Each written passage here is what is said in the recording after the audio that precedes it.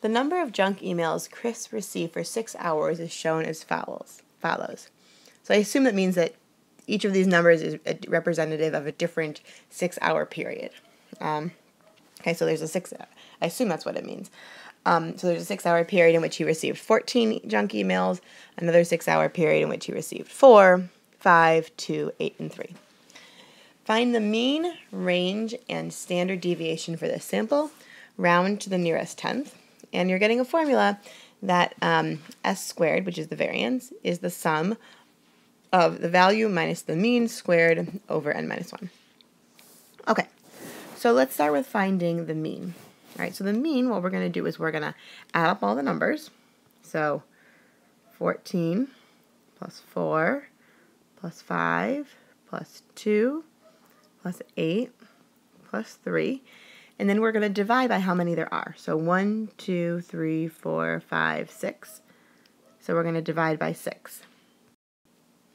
So I put that into my calculator and I got 6. And this is a good place to just check and make sure that you think your answer makes sense, right? Is 6 kind of a good representative of an average number for these values? And I think so. You know, you have more numbers that are below 6 than above 6, right? It's not in the median, but the 14 is, you know, quite a bit above. You know, so if you'd made a mistake with your calculator, let's say you had, you know, accidentally only divided the 3 by 6. You hadn't kind of added everything up and then divided by 6. And you would have gotten a very large number, right? It's a good way to check and just make sure, okay, yes, this makes sense. This is my mean. Okay, so my mean is 6.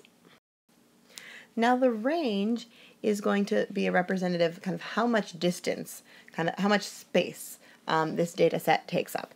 So what you're going to do to find the range is you're going to locate the smallest number, that's the 2, and the largest number, which is the 14, okay, and it's going to be your maximum minus your minimum. So your range is 14 minus 2, which is 12. Okay, so 6 is your mean, right? 12 is your range, and now let's go ahead and find the standard deviation.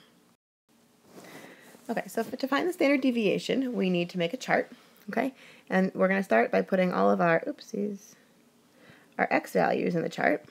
Okay, so you can put them in order. You don't have to. I'll just leave them like this. 14, 4, 5, 2, 8, 3. Did I leave myself enough room to label what I was doing? So these are just going to be my x values. So the next thing that I'm going to do, so here's my x values, so kind of that, I've got this. I want x minus x bar, right? X bar is the mean, okay? So here, I'm doing it in red apparently. Remember, x bar, what's the mean? It's 6. So actually, let me just erase that just to put it in. Okay, and we're doing x minus 6. Okay, so 14 minus 6 is 8. 4 minus 6 is negative 2.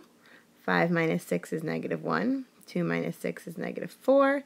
8 minus 6 is 2. And 3 minus 6 is negative 3. And remember, where did we get that 6 from? It was the mean that we calculated on the last page. Okay, so here, so there's our x minus x bar.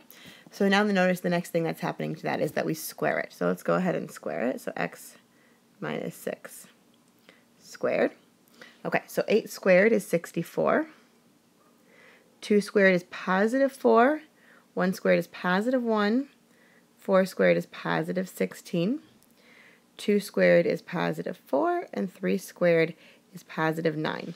These numbers should all come out to be positive. So if you're doing this step and you end up with some negative numbers after you square, then you need to go back and check your work because you did something wrong. Because one of the main reasons that there is this squaring step inside the calculation of the standard deviation is to get rid of all the negatives. Because if we were to just take an average here, we'd end up with 0.